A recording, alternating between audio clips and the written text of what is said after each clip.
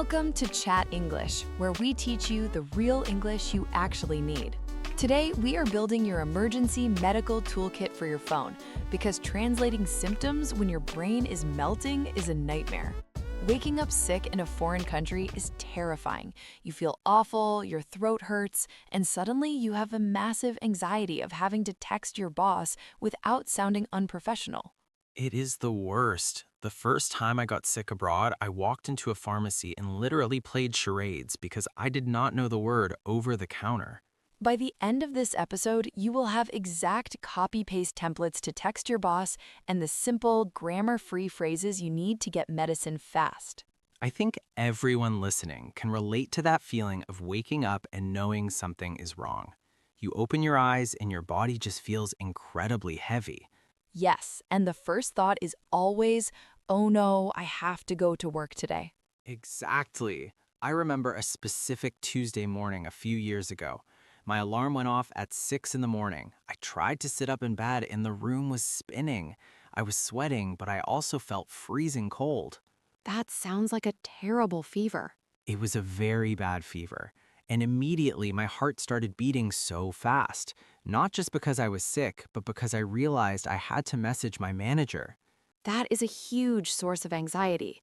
When you are sick, your brain is not working at 100%. The last thing you want to do is navigate professional English grammar.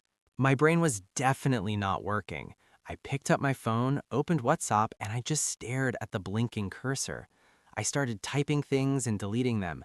I was trying to translate my language directly into English. What did you type? I am so curious what a sick brain writes. It was so embarrassing. I typed, "Boss, I am sickness. My head is fire. I do not come." Oh, Dave, my head is fire? That sounds like a heavy metal song, not a professional message. I know. I looked at it and thought, this sounds terrible. If I send this, he will think I am crazy, or worse, he will not believe me. So what is the best way to handle this? Let's play a game with our listeners right now. We call this the best reply quiz. I love this game. Let's imagine you are in your bed, you have a fever, and you need to message your boss. I will give you 3 options. You tell me which one is the most natural. Option A. Hello, manager. My body is having a high temperature today, so I am absent. Option B. Hi, I need to take a sick day today. I have a fever. Option C. Dear sir, I apologize, but my health is very bad today and I must stay in my bed. Listeners, think about it for a second. Which one sounds like real life? The correct answer is definitely option B. I need to take a sick day today. I need to take a sick day. That is the key phrase. Can you say it again for our listeners?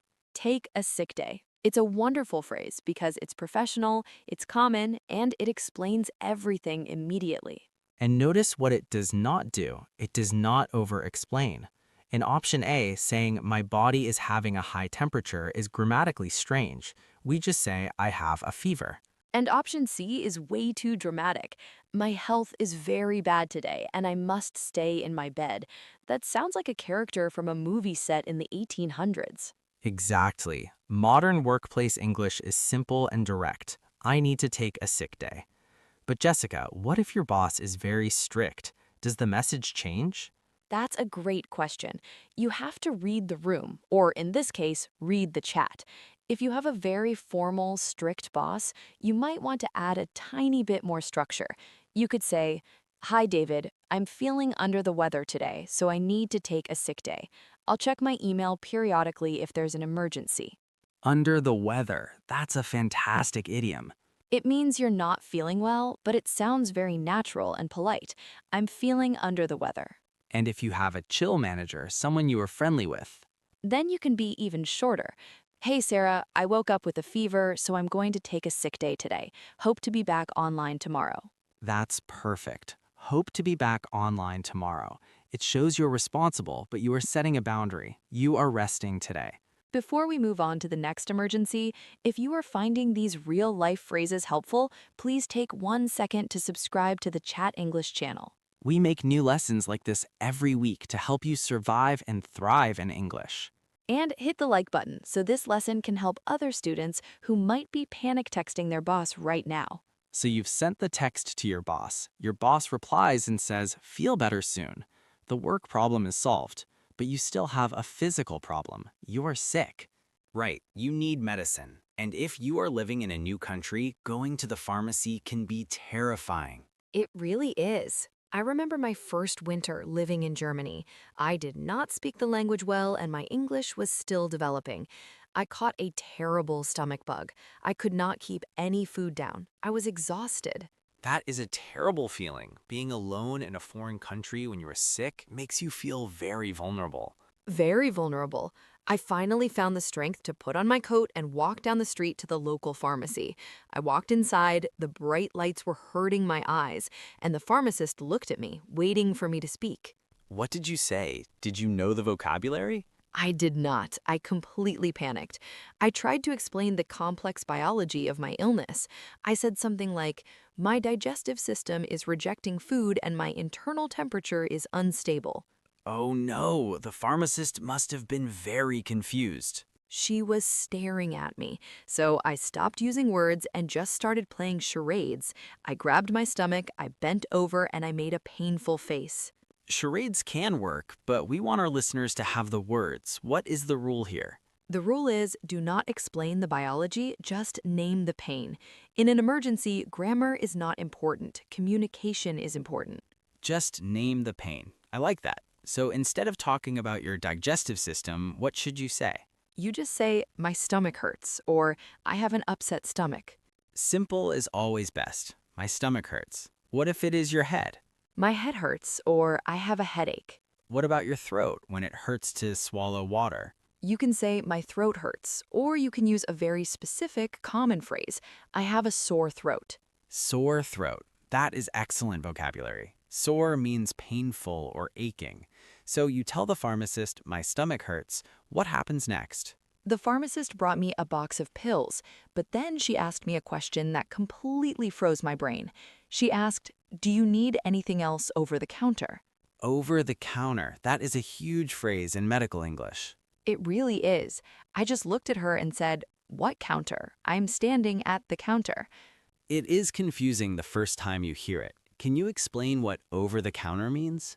Yes, over the counter means medicine that you can buy freely. You do not need a doctor's permission. Anyone can walk in, take it from the shelf, pay at the counter, and leave. Things like basic painkillers, cough drops, or vitamins. We often abbreviate it to OTC on medicine boxes, over the counter. So what is the opposite of over the counter? The opposite is a prescription. Prescription. That is a word you absolutely must know. A prescription is a piece of paper or an electronic message from a doctor. It gives you permission to buy strong medicine, like antibiotics. If you ask for strong medicine and you do not have a doctor's note, the pharmacist will say, "I'm sorry, that is available by prescription only." By prescription only. So if you just need basic help, you can walk into a pharmacy and say, "Excuse me, do you have any over-the-counter medicine for a sore throat?" Exactly. It's polite, clear, and gets you exactly what you need without playing charades. But Jessica, what happens if over-the-counter medicine is not enough? What if your fever lasts for 3 days and you need to see a doctor? That's when the situation gets a little more serious. Calling a medical clinic to make an appointment is one of the most stressful phone calls you can make in a second language. It is stressful because the person on the phone talks very fast and they ask you a lot of personal questions. Yes, the clinic receptionist. They are busy. They have a waiting room full of people, and they need information quickly. Let's practice this. Let's do a role play. Practicing these conversations makes them much less scary in real life. I agree. I'll be the busy clinic receptionist. Dave, you are the patient calling because your fever will not go away. I'm ready. I have my phone. Ring ring? City Health Clinic, how can I help you? Hello? I am very sick. I need to see a doctor, please. I'm sorry to hear that. Are you a registered patient with us? No, I'm a new patient. Okay, I need to ask you a few questions. What are your symptoms? I have a fever and my chest hurts. I'm coughing a lot. How long have you had these symptoms? For 3 days. It started on Sunday. Okay, we have an opening today at 2:15 in the afternoon. Does that work for you? Yes, 2:15 is perfect. Great. Please bring your ID and your insurance card. See you at 2:15. Thank you. Bye. And scene. Great job, Dave. Even in a role play, making a doctor's appointment feels a little intense. It does, but let's break down what just happened because there is some magic in that conversation. Let's start with the first big question I asked you. I asked, what are your symptoms? Symptoms. That is the most important word at the doctor's office. A symptom is the physical feeling that shows you are sick. A cough is a symptom. A fever is a symptom. When a doctor or receptionist asks for your symptoms, they just want a short list. They do not want a long story about how you walked in the rain last week. Right. And notice how I answered. I used two different structures. I said, I have a fever, and then I said, I am coughing a lot. That is a brilliant point. This is how native speakers actually talk about illness. We use the simple present for conditions that we possess. I have a fever. I have a headache. I have a sore throat. But for active, physical things that my body is doing right now, we use the present continuous. I am coughing. I am throwing up. I am sweating. We do not need to memorize the grammar rules. Just remember the rhythm. I have a condition. I am doing an action. I have a fever. I am coughing. What did you ask me after I gave you my symptoms? I asked, how long have you had these symptoms? This is guaranteed. Every doctor in the world will ask you this question. And the answer is very simple. For 3 days, or since Sunday. That is all they need. And finally, I asked you to bring two things, your ID and your insurance card. Insurance card. Depending on what country you're in, medical care can be very expensive. Your health insurance card proves that you have coverage to pay for the visit. Always, always have this in your wallet. So you successfully navigated the clinic. The doctor examined you, gave you a prescription, and you went back to the pharmacy to get your pills. You are safe now, right? Not entirely. This is where a lot of learners make a dangerous mistake. They have the medicine, but they do not read the label. Reading the medicine label is crucial. English vocabulary on medicine bottles is very specific, and if you get it wrong, it can cause big problems. I actually have a funny story about this, though it was not funny at the time. A few years ago, I had a terrible allergy attack. My eyes were red, I was sneezing constantly. I went to the pharmacy and bought some allergy pills. Okay, allergy pills are very common. Did they help? They helped too much. I took 2 pills right before I drove to work. 30 minutes later, sitting at my desk, my eyes felt so heavy. I could not keep them open. I literally fell asleep on my keyboard. Oh no, at work? That is awful. What happened? I woke up an hour later with keyboard marks on my face. My manager was standing right there. I looked at the medicine bottle, and right on the front, in big letters, it said, "May cause drowsiness." Drowsiness. That is the warning. I did not know what drowsy meant. I thought it meant it makes you feel dry. But drowsy means sleepy, very, very sleepy. That is such an important word, drowsy. If a medicine says may cause drowsiness or simply drowsy, do not take it before you drive a car. Do not take it before you go to work. It is designed to help you sleep through the sickness. If you need to work, you must look for a box that says non-drowsy.